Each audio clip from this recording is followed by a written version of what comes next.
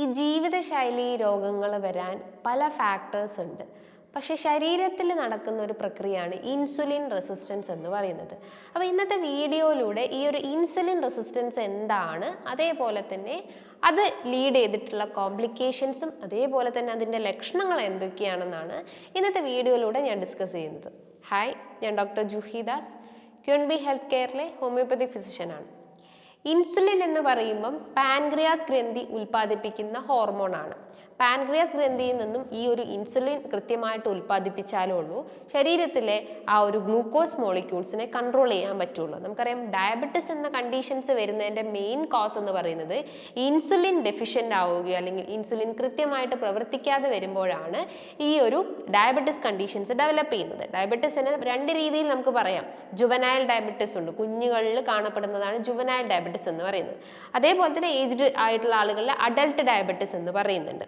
Juvenile ഡയബറ്റിസിന്റെ case നോക്കുമ്പം അവിടെ insulin ജനിച്ച പാടെ ആ ഒരു കുട്ടിയുടെ ശരീരത്തിൽ ഇൻസുലിൻ ഡെഫിഷ്യൻ്റ് ആണ്, ഒട്ടും പ്രവർത്തിക്കുന്നില്ല. നമ്മൾ എക്സ്റ്റേണലി ഇൻസുലിൻ കൊടുക്കേണ്ട ഒരു കണ്ടീഷൻസ് ആണ് ജുവനൈൽ ഡയബറ്റിസ് എന്ന് പറയുന്നത്. ഇത് റിവേഴ്സിബിൾ ആണോ എന്ന് ചോദിച്ചു കഴിഞ്ഞാൽ ഒരു 10% മാത്രമേ ഇതൊരു റിവേഴ്സിബിൾ കണ്ടീഷൻസ് ആയിട്ട് പറയാൻ പറ്റുള്ളൂ.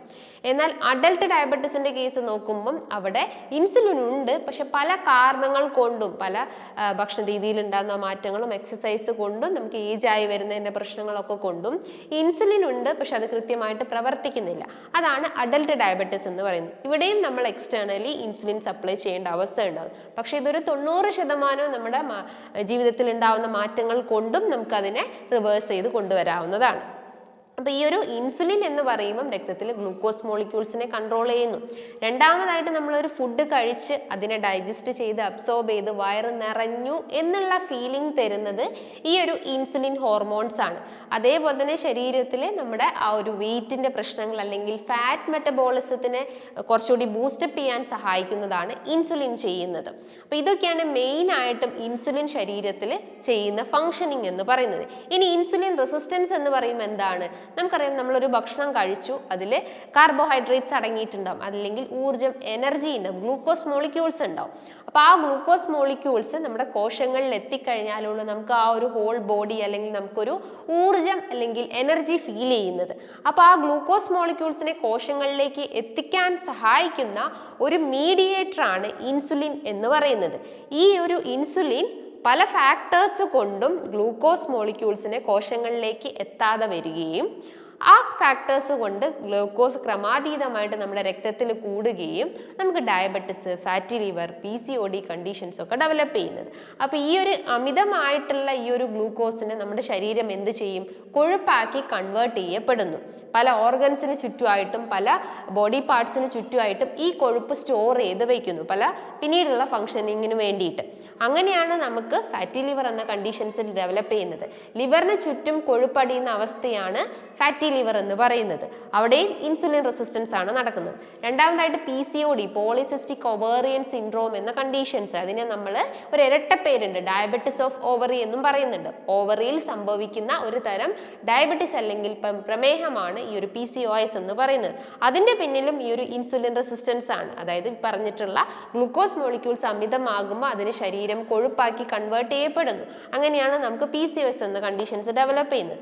അതേപോലെ തന്നെയാണ് ഡയബറ്റിസ് എന്ന കണ്ടീഷൻസും വരുന്നത്. അങ്ങനെ എല്ലാ ലൈഫ് സ്റ്റൈൽ ഡിസോർഡേഴ്സിൻ്റെയും മെയിൻ റീസൺസ് എന്ന് പറയുന്നത് ശരീരത്തിൽ നടക്കുന്ന ഈ ഒരു ഇൻസുലിൻ റെസിസ്റ്റൻസ് ആണ്. ഇനി ഇതിൻ്റെ ലക്ഷണങ്ങൾ നോക്കുകയാണെങ്കിൽ നമുക്ക് ഒന്നാമതായിട്ട് ക്ഷീണം രൂപപ്പെടാവുന്നതാണ്. നമുക്കറിയാം, ഡയബറ്റിസ് രോഗികൾ മെയിനായിട്ട് പറയുന്നത് എപ്പോഴും ഒരു ഉറക്കം വരുന്ന ഒരു കണ്ടീഷനാണ്. രാവും പകലും എനിക്കൊരു ക്ഷീണമാണ് എന്നാണ് പറയുന്നത്.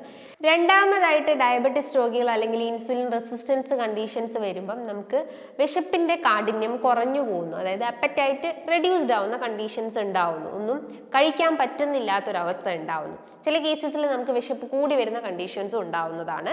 അതോടൊപ്പം തന്നെ വെയിറ്റ് കൂടി വരുന്ന പ്രശ്നങ്ങൾ, ഒബേസിറ്റീൻ്റെ പ്രശ്നങ്ങൾ ഉണ്ടാവുന്നു. അതേപോലെ തന്നെ സ്കിന്നിലുള്ള ചേഞ്ചസ് നോക്കുകയാണെങ്കിൽ അക്കാന്തോസിസ് നൈഗ്ര നൈഗ്രിക്കൻസ് കണ്ടീഷൻസ് കാണാവുന്നതാണ്. സ്കിന്നിൻ്റെ ചില ഭാഗങ്ങളൊക്കെ നോക്കും കറുത്ത ഒരു തിക്കൻഡ് ആയിട്ടുള്ള സ്കിൻ സർഫസ് നമുക്ക് കാണാവുന്നതാണ്. എസ്പെഷ്യലി PCOS കണ്ടീഷൻസ് ഉള്ള ആളുകൾ, അല്ലെ വെയിറ്റ് കൂടിയിട്ടുള്ള ആളുകളുടെ കഴുത്തിൻ്റെ ഭാഗം, തൊടയുടെ ഭാഗമൊക്കെ ഭയങ്കര കട്ടിയായിട്ട് കറുത്തിരിക്കുന്നത് കാണാവുന്നതാണ്. അതൊക്കെ മെയിൻ ഇൻസുലിൻ റെസിസ്റ്റൻസിൻ്റെ ലക്ഷണമെന്ന് പറയാവുന്നതാണ്. അതേപോലെ സ്കിൻ ടാക്സ് കാണാവുന്നതാണ്. സ്കിൻ ടാക്സ് എന്ന് പറയുമ്പോൾ സ്കിന്നിൻ്റെ സർഫസിൽ നിന്നും ഒരു പാളി പോലെ ഒരു സാധനം ഇങ്ങനെ തൂങ്ങിക്കിടക്കുന്നത്, അതിനാണ് സ്കിൻ ടാക്സ് എന്ന് പറയുന്നത്. ഈ ഫാറ്റി ലിവർ കണ്ടീഷൻസിലുള്ള ആളുകൾക്കൊക്കെ കഴുത്തിൻ്റെ ഭാഗത്ത് അതേപോലെ തന്നെ പുറത്തൊക്കെ ആയിട്ട് ഇങ്ങനെ സ്കിൻ ടാക്സ് കാണാവുന്നതാണ്. അപ്പോൾ നിങ്ങൾ നിർബന്ധമായിട്ട് അപ്പോൾ ജസ്റ്റ് ഒരു വയറിൻ്റെ സ്കാനിങ് എടുക്കാവുന്നതാണ്. അതേപോലെ തന്നെ ലിവർ ഫംഗ്ഷൻ ടെസ്റ്റ് ഒക്കെ ചെയ്ത് കഴിഞ്ഞാൽ ഫാറ്റി ലിവർ ആണോ എന്ന് അതിലൂടെ അറിയാൻ പറ്റുന്നതാണ്.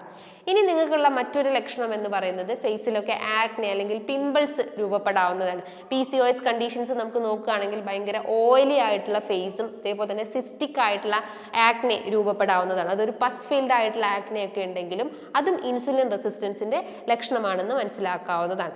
അതേപോലെ തന്നെയാണ് ഇടയ്ക്കിടയ്ക്ക് യൂറിൻ പാസ് ചെയ്യാനുള്ള ടെൻഡൻസി വരിക. എസ്പെഷ്യലി ഈ ഡയബറ്റിസ് രോഗികളൊക്കെ പറയുന്നതാണ് രാത്രി കാലങ്ങളിൽ ഈ ഒരു അർജൻസി വരിക, അല്ലെങ്കിൽ ആ ഒരു മൂത്രശങ്കയുടെ പ്രശ്നങ്ങൾ ഉണ്ടാവുന്നത്, ഉറക്കക്കുറവിൻ്റെ പ്രശ്നങ്ങൾ ഉണ്ടാവുക, അതേപോലെ തന്നെ കാലുകൾക്ക് തരിപ്പ്, മരവിപ്പ്, ഇതൊക്കെയാണ് മെയിനായിട്ടും ഈ പറഞ്ഞിട്ടുള്ള ഇൻസുലിൻ റെസിസ്റ്റൻസ് എന്ന കണ്ടീഷൻസിൻ്റെ ലക്ഷണങ്ങൾ എന്ന് പറയുന്നത്. അപ്പോൾ അത് നിങ്ങൾക്ക് ഡയബറ്റിസ് ആവാം, ഫാറ്റി ലിവർ ആവാം, PCOD ആവാം, അങ്ങനെ പല കണ്ടീഷൻസിൻ്റെയും മെയിൻ റീസൺസ് എന്ന് പറയുന്നത് ഈ ഒരു ഇൻസുലിൻ റെസിസ്റ്റൻസ് ആണ്. അപ്പോൾ ഇൻസുലിൻ റെസിസ്റ്റൻസ് എന്ന കണ്ടീഷൻസിനെ അല്ലെങ്കിൽ ആ ഒരു പ്രക്രിയനെ ശരീരത്തിൽ നിയന്ത്രിക്കുക എന്ന് പറയുമ്പം നിങ്ങൾ ആദ്യം നിങ്ങളെ ഭക്ഷണ രീതികൾ നിയന്ത്രിക്കണം. ബാലൻസ്ഡ് ആയിട്ടായിരിക്കണം ഫോളോ ചെയ്യേണ്ടത്.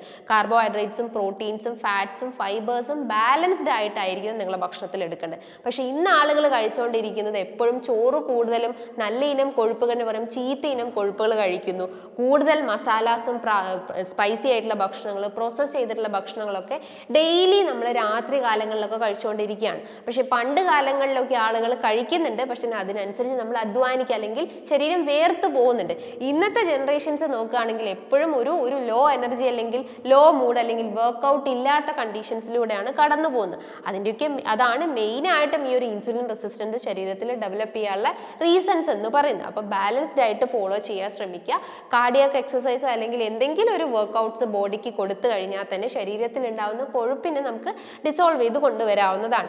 അതേപോലെ തന്നെ ഭക്ഷണത്തിൽ ലീഫി വെജിറ്റബിൾസ് കഴിക്കാൻ ശ്രമിക്കുക. ഈ ഇലക്കറികൾ ധാരാളം കഴിച്ചു കഴിഞ്ഞാൽ ദഹന വ്യവസ്ഥ ഇംപ്രൂവ് ചെയ്യും. അതേപോലെ തന്നെ ഫൈബർ ക്വാളിറ്റി ഉള്ളത് കൊണ്ട് തന്നെ കൊഴുപ്പിനെ എല്ലാം ഒരു ചൂല് പോലെ ആക്ട് ചെയ്തിട്ട് അതിനെല്ലാം ഡിസോൾവ് ചെയ്ത് അല്ലെങ്കിൽ അതിനെല്ലാം ശരീരത്തിൽ നിന്നും ഒഴിവാക്കപ്പെടാൻ സഹായിക്കുന്നതാണ് ഫൈബേഴ്സ് എന്ന് പറയുന്നത്. അതേപോലെ തന്നെയാണ് നല്ല ഇനം കൊഴുപ്പുകൾ നിങ്ങളുടെ ഭക്ഷണത്തിൽ ഉൾപ്പെടുത്തി കഴിഞ്ഞാൽ തന്നെ ഈ പറഞ്ഞിട്ടുള്ള ഇൻസുലിൻ റെസിസ്റ്റൻസ് എന്ന കണ്ടീഷൻസ് നമുക്ക് കുറച്ച് കൊണ്ടുവരാവുന്നതാണ്. അതോടൊപ്പം തന്നെ അത്യാവശ്യം നല്ല രീതിയിൽ വെള്ളം കുടിക്കാൻ ശ്രമിക്കുക. ഒരു 3 ലിറ്റർ മുതൽ 4 ലിറ്റർ വരെയെങ്കിലും ബോഡിയിലെ വാട്ടർ ഇൻടേക്ക് ബാലൻസ് ചെയ്ത് കൊണ്ടുവരാൻ ശ്രമിക്കുക. നല്ല ഇനം കൊഴുപ്പുകളും പ്രോട്ടീൻസും ഫൈബേഴ്സും ഭക്ഷണത്തിൽ ഉൾപ്പെടുത്തി കഴിഞ്ഞാൽ തന്നെ ഈ പറഞ്ഞിട്ടുള്ള ഇൻസുലിൻ റെസിസ്റ്റൻസ് എന്ന പ്രക്രിയ നമുക്ക് പൂർണ്ണമായിട്ടും ശരീരത്തിൽ നിന്നും ഒഴിവാക്കാൻ പറ്റുന്നതാണ്. ഇനി ഇതുമായി ബന്ധപ്പെട്ട് നിങ്ങൾക്ക് എന്തെങ്കിലും ഡൗട്ട്സ് ഒക്കെ ഉണ്ടെങ്കിൽ താഴെ കാണുന്ന നമ്പറിൽ കോൺടാക്ട് ചെയ്യാവുന്നതാണ്. നല്ലൊരു ഹെൽത്ത് ടോപ്പിക്കുമായി വീണ്ടും കാണാം. താങ്ക്